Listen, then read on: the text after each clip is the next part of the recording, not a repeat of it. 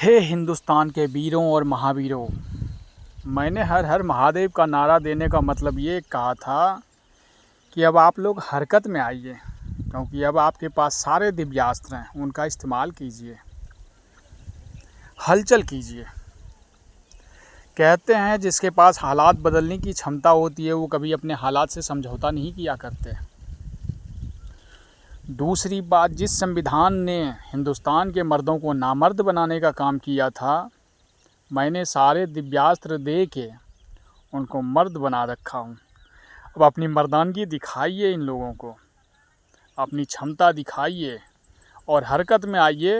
हरकत में बस इतना आइए कि मेरे लेटर को जितनी सरकारी डिपार्टमेंट है सब जगह पहुँचवा दीजिए, चाहे वो स्पीड पोस्ट के थ्रू या मेल के थ्रू।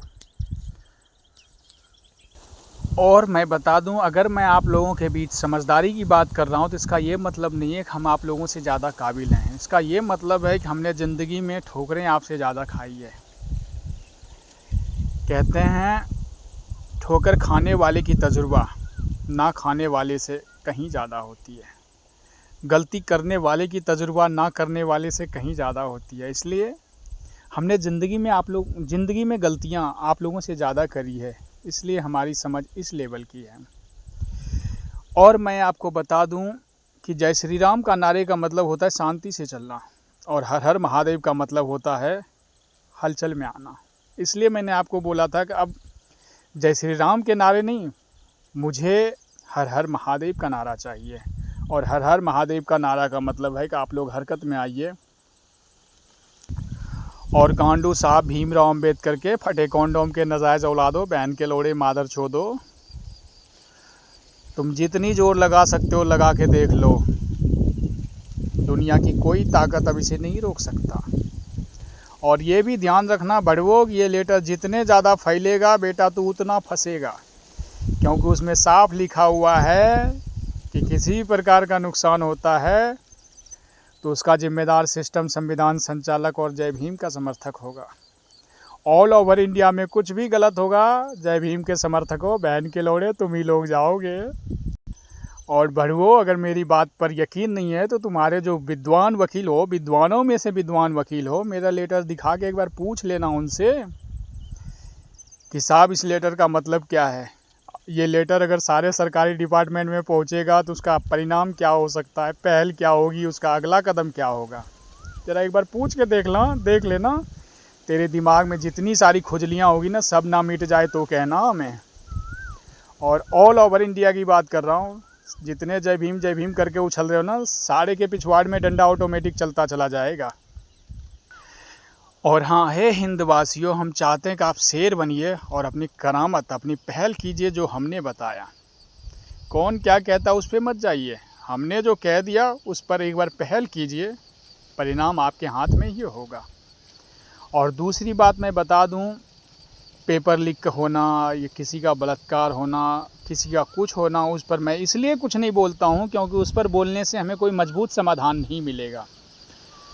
और ये जितनी भी सारी हरकतें हो रही है, उन तमाम चीज़ों की जड़ें इस संविधान में समाहित है।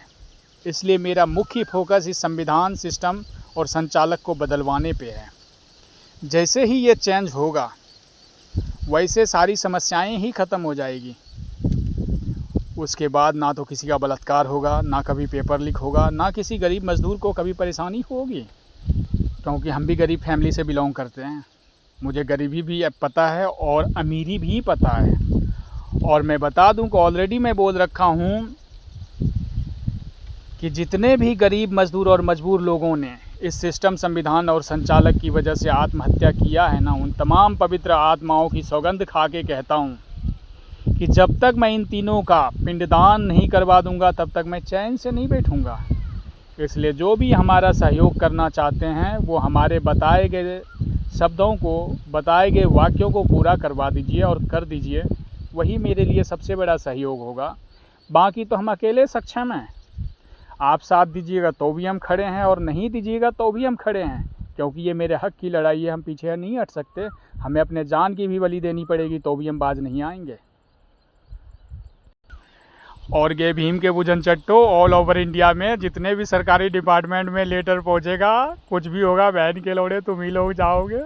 याद रख लेना, कान में ठूस लेना मेरी बातों को, क्योंकि वहाँ ना तो कोई तुम्हारा सांसद काम आएगा, प्रधानमंत्री, राष्ट्रपति, कोई काम नहीं आएगा, कोई बचाने वाला नहीं आएगा, क्योंकि तुम्हारा संविधान की बत्ती तुम्हारे पिछवाड़े में डलेगी।